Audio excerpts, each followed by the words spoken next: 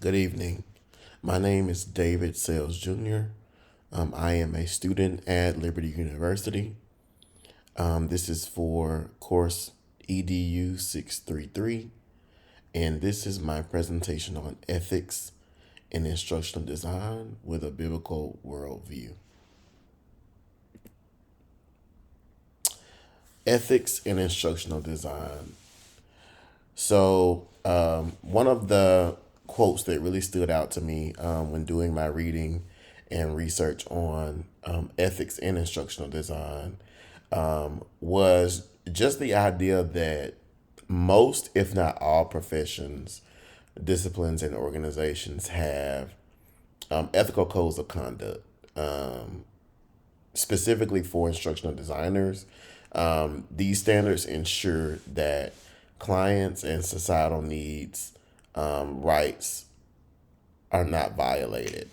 So with that, that just means ensuring that as instructional designers that we make the right choices in creating content to ensure that we're not violating any codes, that we are making sure we're not violating any copyright laws, and also just ensuring that all students are considered when creating content. We have to be sure that we're not creating content that only speaks to one generation or to one color of student or to one gender of student. We have to include everybody.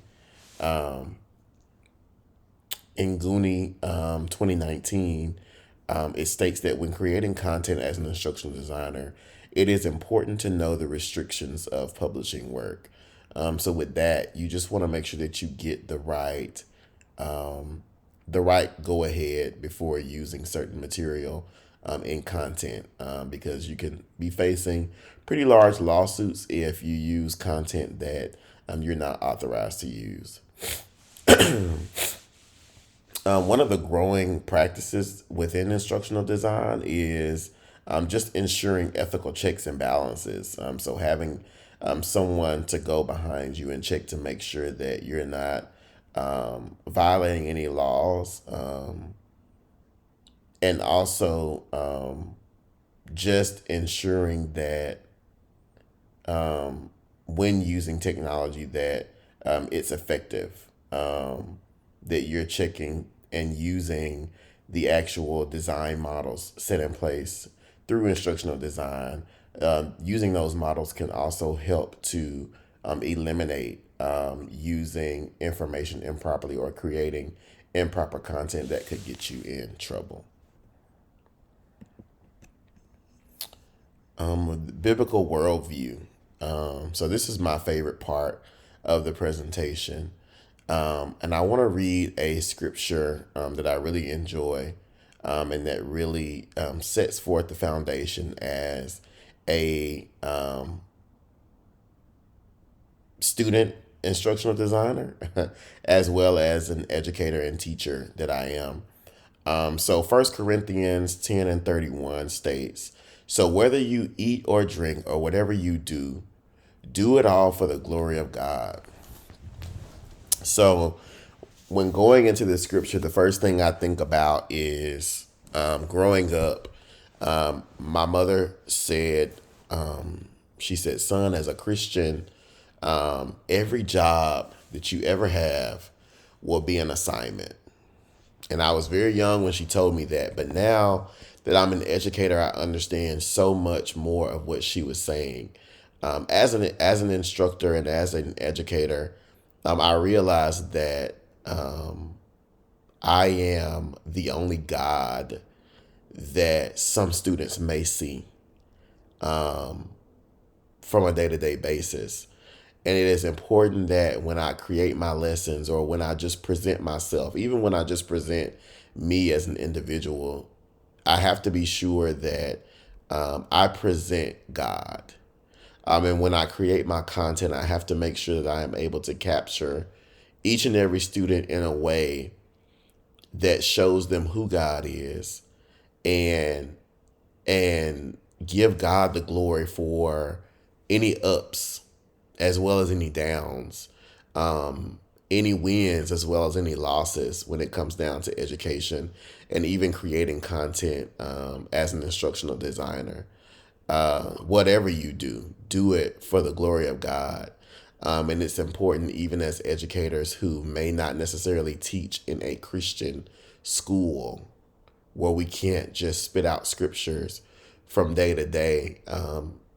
As Christians living in this world, there are ways for us to just be a light and just be that positive force and just make the right decisions to bring people to Christ. Because when people see that light, they want some of what we got. They want to know why we're smiling and why we're able to grasp the attention of our students. And it's just because we know God and we love God and we allow God to lead us and guide us when in the classroom. Another scripture from 1 Corinthians 3:12 through 14, it says, or it explains how our works will be tested. And it says, their work will be shown for what it is, because the day will bring it to light. It will be revealed with fire, and the fire will test the quality of each person's work. If what has been built survives, the builder will receive a reward. And that just goes back into being an instructional designer and being a teacher. We want to present quality work that represents who we serve.